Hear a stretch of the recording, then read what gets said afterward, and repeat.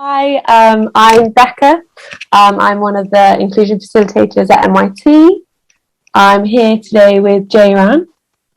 Hello, my name's Jayran. I'm also an inclusion facilitator from National Youth Theatre. And today we're joined by James Moore to have a discussion about inclusion within theatre. So thank you for joining us today. My name's James Moore. I play Ryan Stocks on the ITV soap Emmerdale, and I'm also an alumni of the National Youth Theatre. So yeah, great to be here. So what was it, James, that first sort of brought you towards the National Youth Theatre?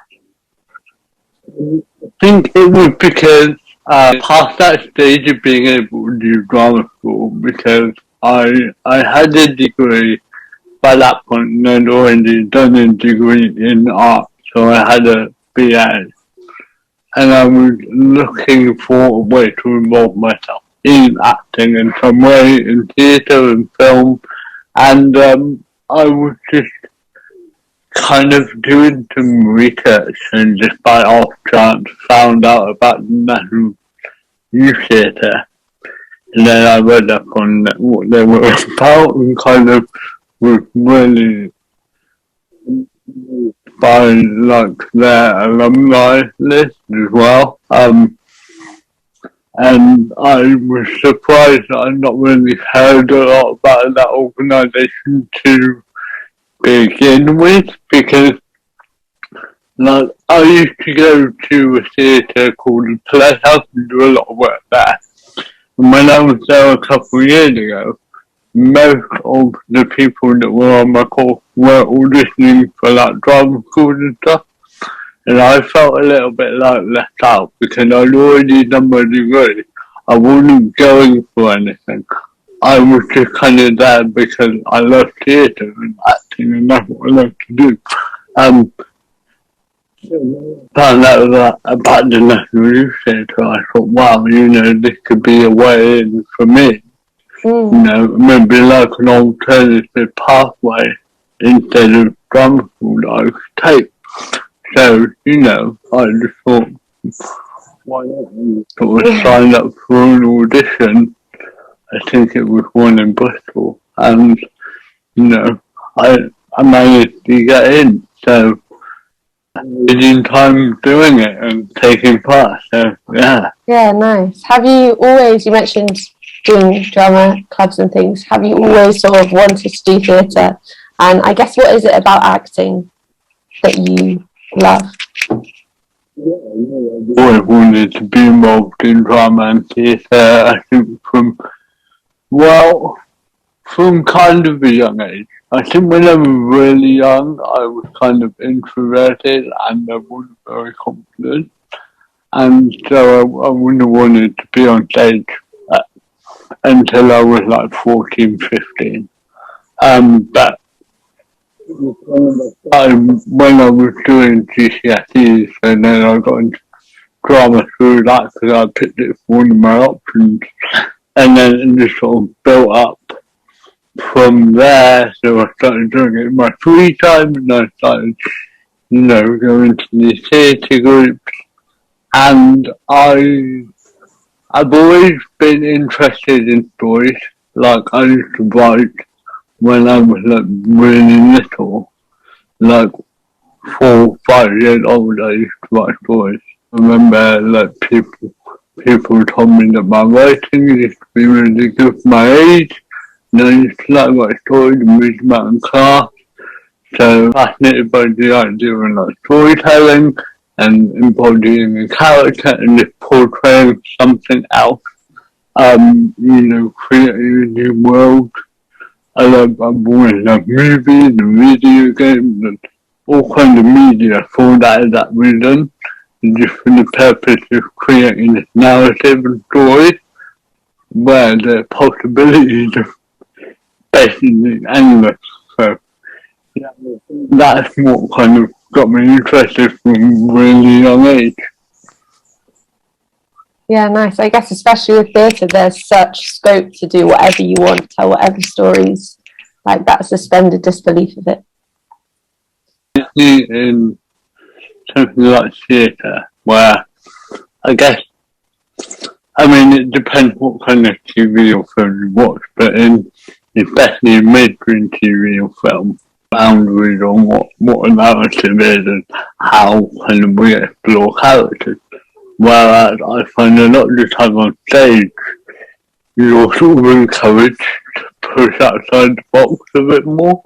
You know, of course, you get filmmakers like David Lynch or, you know, someone a bit more creative like that. But in film and TV, they always seem to be kind of a one-off or, you know, people that are acclaimed, but so outside of what normal filmmaking is that they're almost a different thing. But in theatre, I feel like that's more accepted and more sort of commonplace, and experimentation is encouraged.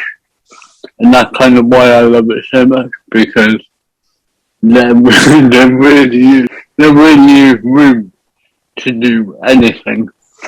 And in theatre, I think people expect this kind of normalcy. But if you're doing theatre, people expect it to be a bit wackier. Yeah. You know, people have this perception in their head of theatre kids as being these kind of weird, like, you know, sometimes, yeah, that's quite a bad thing, but, you know, at least they're coming into it with that expectation that the work they produce is going to be a bit more out there and a bit more wild, and that's kind of what I like about it.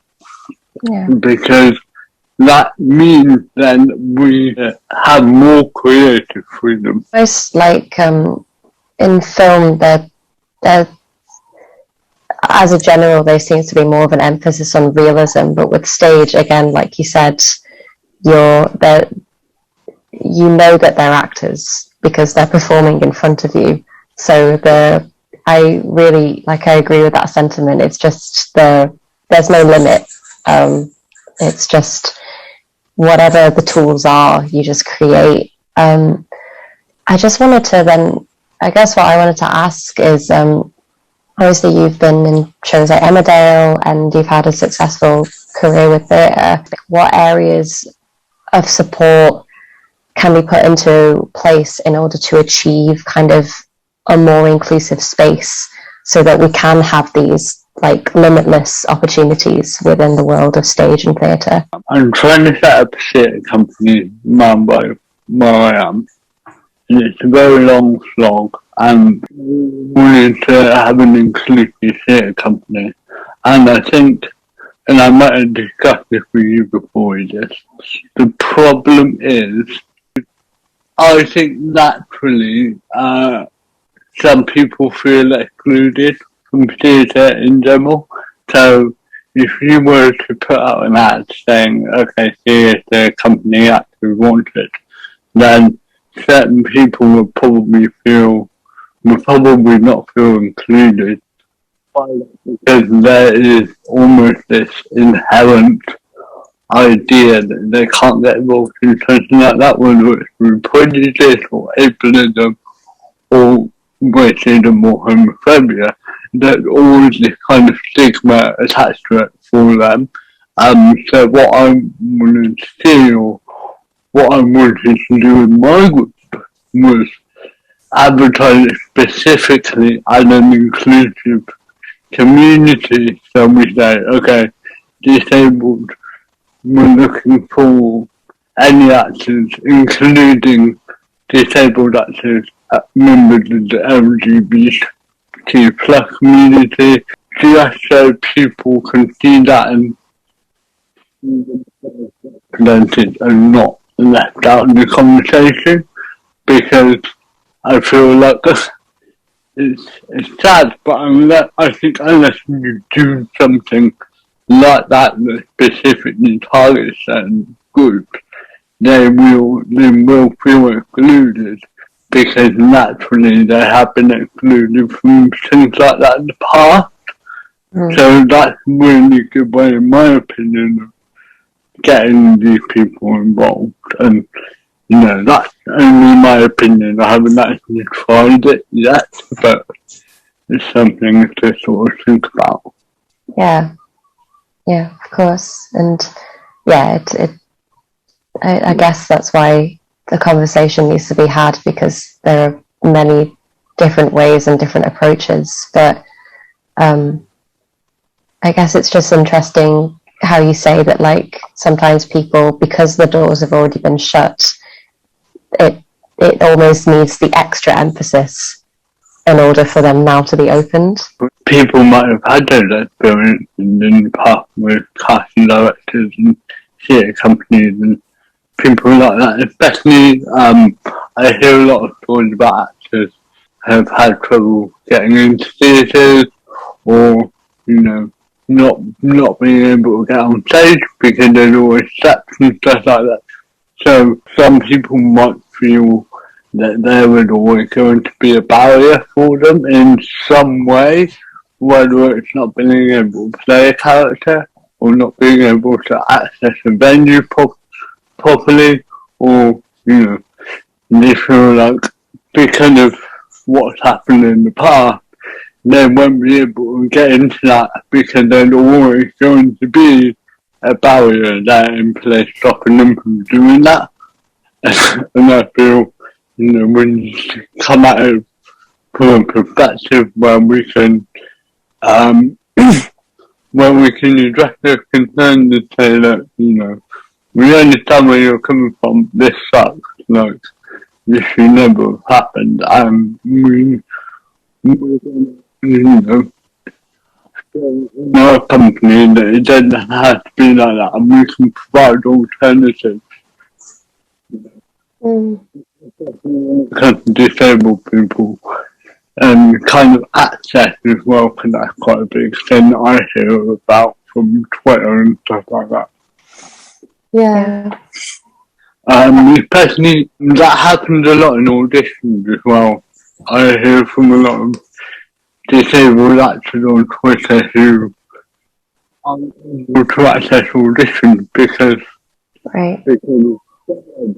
something like that steps up into the venue and casting directors are not willing to accommodate any sort of access in place, even though I think there are laws against this.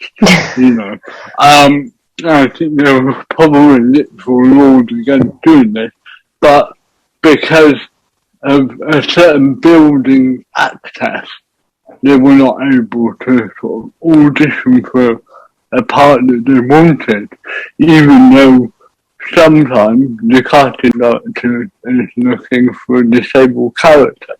So it's kind of like, why would you not? You know what I mean? I think it would be a thing to someone like me, but maybe to a casting director who probably never worked with disabled people before. It's like it can always slip their mind in some way. You know what I mean? It's just like a practical sense, like a venue, like just actually, different things that just would seem like common sense, but I don't know. Getting the right venue, making sure there's like a step-free access point, all these things that I think disabled people naturally think of because they've always had to think that way, and they've always had that thing in the back of their mind where they go, okay, how am I going to get in? What's the access point like? Where can I, is there somewhere for me to sit down, like me? I can walk, but not long distances. So it's like these things that are always going on in our heads, and we forget that for casting directors, these things are not being thought of because they never really had to have that experience. So I think we need to put that across somehow. Do you think lockdown has helped in some ways, as people have been restricted with going to auditions and things, so a lot of things have moved to self-tapes, and seeing that maybe that could be a better way for people to audition instead of having to go to venues. And I think in terms of actor, like self-tapes and their brain action, you can do that from home, of course. But, personally for me, if I wanted to go for an audition, I would prefer to actually go to an audition, because I feel like I would take it like a lot more seriously than doing a self-tape, because I've got people there and I'm looking at them and they're looking at me and they're saying, why do you want a job? As opposed to a self-tape where it's like, it's not as sort of, or it's not as direct. It's just, okay, I film video and then I send it in. But, yeah, the flip side of that is that, yes, that would be a lot more accessibility friendly. Disabled people can do it from home and then send it in. But then the aftermath of that is, okay, if the audition is successful and they get the job, the audition process is one thing. But if a disabled person were to get the part, then we have to talk about accommodation of their needs after the fact. And I think this is speculation on my part, but I think possibly, part of the reason that directors are less willing to hire people with disabilities is they have to put in a lot more to accommodate their needs, which is awful and really annoying, but pushing, or this can be time, or because depending on the nature of your disability or how you find access, you might need extra support, or you might need, assistance or something to help you get around the building, and these things obviously vary from person to person. I think I was quite lucky with Emmerdale because they sort of continued the idea early on of giving me even a one-to-one sort of, not a mentor, but like an assistant, which I've never really needed, but the option was there, So they were very sort of accepting of that, but I think that is going to be an issue for certain companies and directors, that they will need to put more effort in, and then they go, okay, why do we need to spend all this extra money when we could just hire an able-bodied actor and then have them quit up? Like, what's the point to that? Because you're financially motivated in some cases. Are there any other examples, like with the one-to-one support, of things maybe Emmerdale did that you found were really helpful, or maybe things you wish they had done that would have helped? I think they were really good. They asked me a bunch of questions about my childhood and growing up and disability and sort of what hadn't been easy for me in my life and stuff like that in school.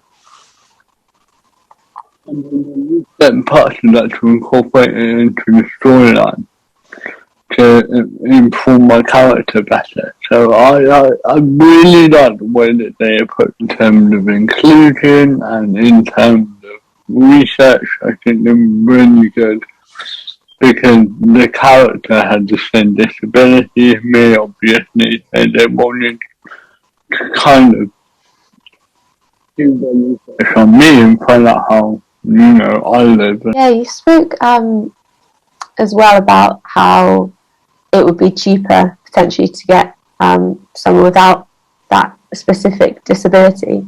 But I'd love to hear a bit about sort of why you think representation is so important in the industry. Sure. Well, I think representation is important because, when I was younger, I never saw anyone with disabilities on TV, really.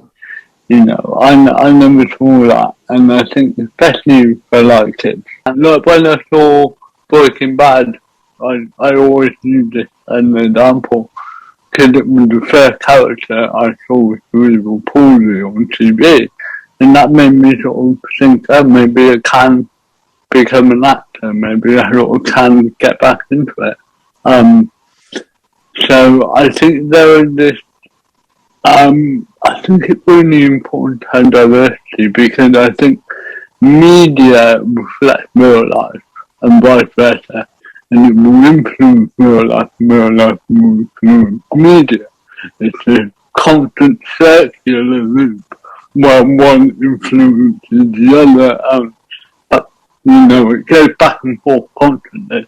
So if we have media that is supportive of things like disability, LGBT rights, and a strong sort of black minority ethnics, in terms of casting and show representation in media, then I think it will have an impact on real world discourse where people will start becoming more accepting of those groups of people in real life as well, and being able to kind of understand disability better, specifically disability, because I used to get a lot of people that would see me walking around with that wheelchair and think I was drunk or like high or something.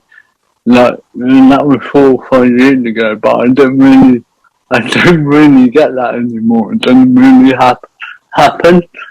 And I think some of that is to do with the fact that I'm on TV and if people know who I am. But some of it is to do with the shift in the cultural landscape and how we portray disabled people and sort of recognise the difference and sort of how we see disabled people in culture, especially when you compare it with the culture that I grew up, how disabled people were portrayed back then, which was like, you got these stereotypes of either sort of quote unquote monsters. The landscape has shifted so far from that in 20, 30 years that it does actually make me really hopeful for the future and in terms of inclusivity because, I think we got a long sort of battle to fight, but it does kind of fill me with hope when I realise how far we've actually come in a very short space of time. So, it's swings and roundabouts. Yeah. I'm wondering as well, so when you're on set and things, obviously representation in front of the camera is so important. I'm wondering if there's also good representation of the writers and directors and, people telling the stories as well. No disabled writers, not on Emmerdale, but I do know disabled writers, and I've worked with a director with cerebral palsy, really nice guy. But camera, I don't tend to see it as much. And I think it would be great. It would be amazing to have representation behind the camera as well. But I think in terms of the way they're telling my story, I think of the end result, where the end result is going to be, disabled people watching that and then being inspired by that or, getting hope from something like that. So I think, yes, we do need to do things to improve the diversity on set, off set, in front of the camera and behind. But I think ultimately what we're doing is still great, regardless of, the people involved. Just to any aspiring actors out there, just any advice you'd give? Self-tape, really important that you self-tape. They're going to ask you for self-tape for auditions anyway because it's COVID and people are not generally meeting up to audition. And also self-taping is a really good way to give yourself constructive criticism as well. You know, if we look back, say, in terms of the last 2,000 years that people have been acting in plays, we've only really been able to self-tape for the last 20 years. And that is a privilege, and you should make use of it. Yeah. You know, because before that, the only way an actor would be able to tell that there was what they're doing is based on audience reaction. Whereas now you can actually watch yourself and criticise yourself. So definitely make full use of that. And also sort of admin, write to anyone you can. That's kind of how I got my agent. I just wrote to anyone that I could with a show reel, a CV. I had all the stuff and I wrote to a bunch of agents and I got a reply from one. So email. Like email everyone because I feel like the more you get yourself out there, the more you put yourself out there as an actor, and the more chances you have to get noticed. And that is having confidence in yourself as well. Out there like self-tape, you need to be confident with your performances, you need to be confident within yourself. So I think that's an important part of it, is having that self-confidence, be able to put yourself out in the world and say, okay, you know, this is me, this is what I do, you know. And not everyone has that, but if you get to a point, I mean, I struggled with this for years, you know, self-confidence. I hated the sound of my own voice. I hated watching myself on screen, you know. I would not watch myself on camera for years and years and years. And now, you know, I watch myself on TV. So it's like, it's something you kind of get used to. And whether, because I hate watching themselves on camera. I didn't even know that. You know, I thought it was a me thing. Everyone hates hearing the sound of their own voice. I didn't know that because I have a speech impediment. So I thought it was a me thing. You know. So once I kind of got through that and was able to kind of reconcile the differences of how I sound in my head and how I look in my head with how I actually look, I began to sort of accept it. And then watching myself media, and now I can just watch myself and sort of think, oh, you know, now it's more like, oh, I don't really like the way I delivered that line, or I don't really like what I did that. There's things I can actually change and things I can actually improve on, you know, which is what we should be looking for in our performances. There's things we can control, not things we can't, you know. Thank you so much. Yes. Thank you, James. Thank you so much for joining us today and talking with us. It's been just really wonderful to get your insight. And yeah, hopefully we can really see just a better world of theatre in the future. And let's hope that these opportunities really do happen. Thank you, everybody who's watching. Please don't forget to subscribe to the National Youth Theatre YouTube channel. And all links to socials will be provided in the description box. And thank you. Take care.